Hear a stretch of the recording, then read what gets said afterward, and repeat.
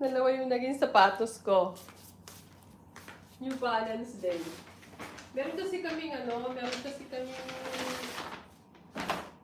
tawag doon? Discount, na 30% discount sa shop. Kaya malakas ang loob ko. Itong aking lumang sapatos, ito yung pinaka-paborito kong sapatos. Ang ano na niya, parang kailan ko na ba ito binili? November ko siya binili. But since, siya yung palagi kong isinusuot.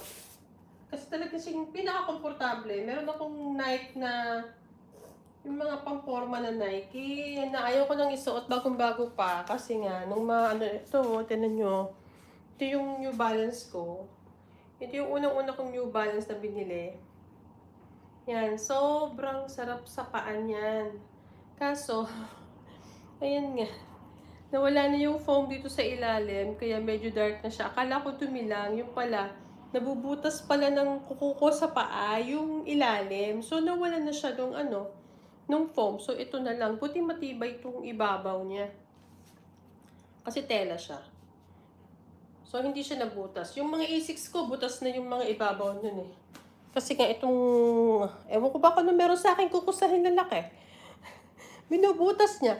Ito talaga paborito ko to. Sobrang ganda. Ako maghahanap pa rin ako ng ganito. Hindi ko alam kung saan ako makakita, pero hahanap pa rin ako nito. Magpapabili ako sa kapatid ko. Kapatid ko kasi nasa Dubai.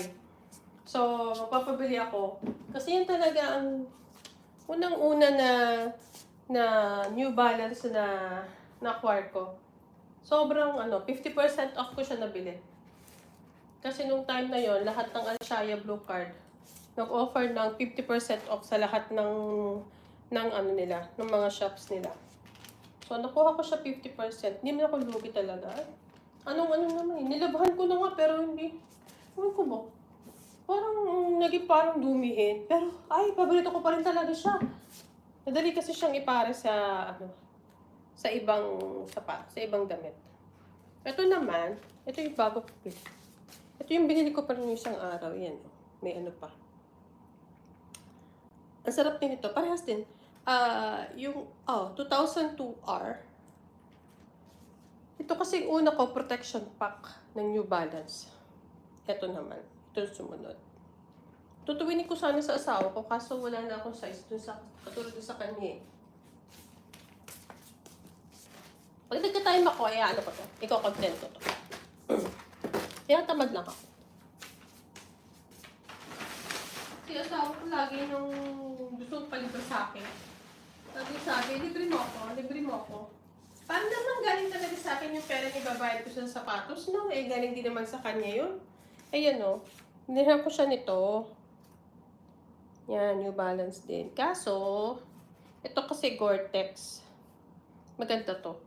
Kaso, wala na akong size dito sa ito. Unisex kasi ito eh. Pwede pa lalaki, pwede pa babae. Wala na akong size doon sa color na yan. So, yung isa ang binili ko. Parehas din naman ang presyo.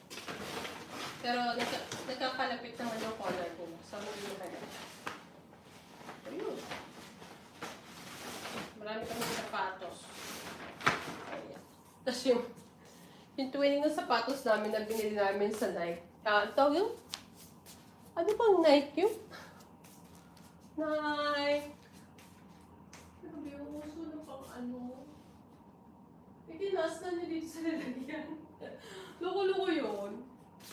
Tinaas na. Nilagay na doon sa tinabi na. Buko ayaw pa niyang isuot. Isuot ko na yun na isang beses. Yung sa akin kasi naisuot ko na. Oo nga.